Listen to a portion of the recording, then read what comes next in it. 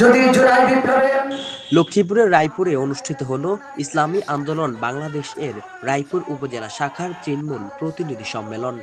শুক্রবার দুপুর 2টা থেকে বাস টার্মিনাল এলাকায় শুরু হওয়া এই আয়োজন ঘিরে ছিল নেতাকর্মীদের প্রাণ চাঞ্চল্য এবং বাড়তি নিরাপত্তা। গঠন করতে হবে। সম্মেলনের প্রধান অতিথি হিসেবে ছিলেন ইসলামী আন্দোলনের সিনিয়র নায়েবে আমির মুফতি সৈয়দ মোহাম্মদ ফয়জুল করিম। রায়পুরে এটাই ছিল তার প্রথম সরাসরি রাজনৈতিক সম্মেলনে অংশগ্রহণ। তার বক্তব্যে উঠে আসে দেশের স্বাধীনতা, বৈষম্য, ন্যায় বিচার এবং রাজনৈতিক বাস্তবতা নিয়ে তীব্র সমালোচনা।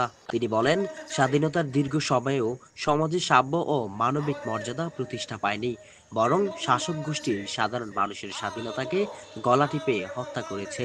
এছাড়া তিনি ফিলিস্তিনে চলমান সহিংসতা বন্ধে আন্তর্জাতিক সংগঠনগুলোর কার্যকর ভূমিকায় আহ্বান জানান।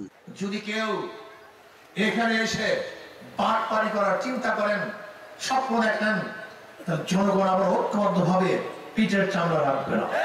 সম্মেলনে সভাপতিত্ব করেন উপজেলা সভাপতি মাওলানা মোহাম্মদ আনোয়ার হোসাইন। সঞ্চালনা ছিলেন থানা সেক্রেটারি মাওলানা হেলাল উদ্দিন। এছাড়াও উপস্থিত ছিলেন জেলার নেতৃবৃন্দ সহ ছাত্র ও শ্রমিক সংগঠনের শীর্ষ নেতারা।